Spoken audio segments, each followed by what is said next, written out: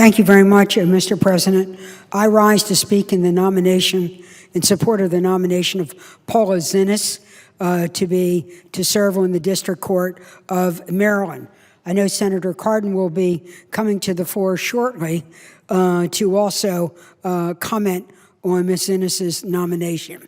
Senator Cardin and I recommended Ms. Xinis to President Obama with the utmost confidence in her abilities, talent, and competence for the job.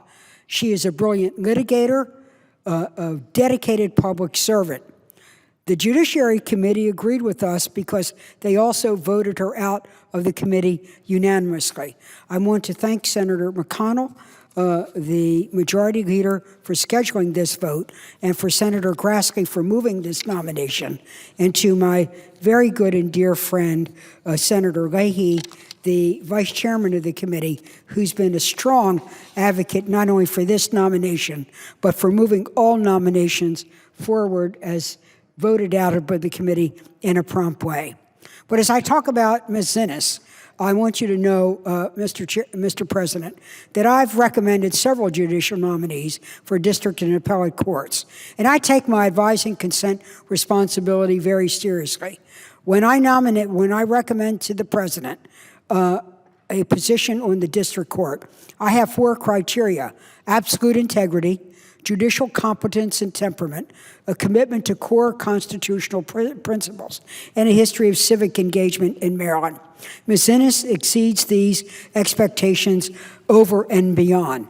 She has dedicated her career to the rule of law, achieving equal justice under the law, and also being an advocate for the underdog.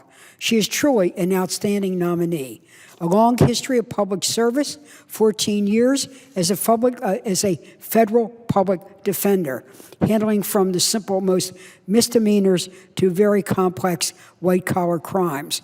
She's also taken on extra duties, training staff, and also been the attorney supervisor for research and writing, proving time and time again how committed and dedicated she is.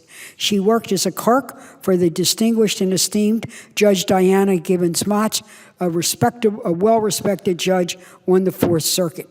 She also has been a member of the private sector as a senior trial partner in a private law firm in Baltimore, taking on complex civil litigation and protecting those who've been harmed by lead paint or carbon monoxide poisoning. Judge Motz, in recommending Ms. Xinis to me, said she is so intelligent and generous in terms of it, working very hard in terms of knowing the law and practicing the law, but she also commented on her work ethic, praising her skill in the courtroom, her service to the community.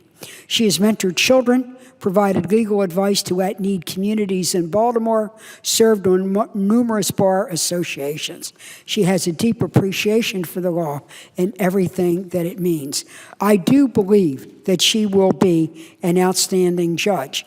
Now, there have been criticisms raised of Ms. Xinis, and the criticisms have centered around her support within the law enforcement community. Flashing yellow lights were raised by one of our colleagues from the other side of the aisle. Does she have an impartial attitude towards police officers? Well, Mr. President, I have 6 letters here from retired police officers in Baltimore City, all attesting to that. I would like to ask unanimous consent that I submit these letters. One is from someone who is a 20-year veteran working in Western District. If you know Western District, that's where they filmed The Wire. Rough, tough, hard scrabble.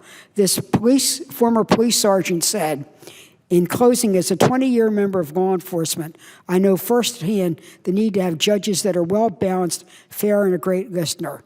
That is why I proudly recommend Ms. Xinis to the position of district judge. I won't go through every letter. The record will speak for itself.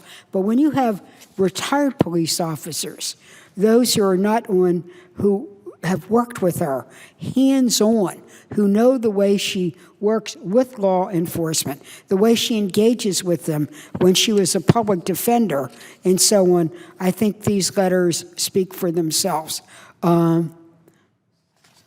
Again, Each one of these is there. So I ask unanimous consent that these letters be submitted. Without objection. In closing, let me just say this. You know, in my job as a United States Senator, to recommend someone to be a judge is indeed a great honor, but it is an enormous responsibility. I take it very, very seriously, and I would only recommend somebody who is truly qualified to render impartial justice and bring the competency and the temperament to do that.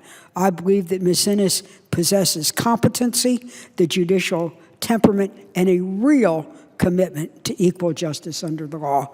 Mr. President, I yield the floor.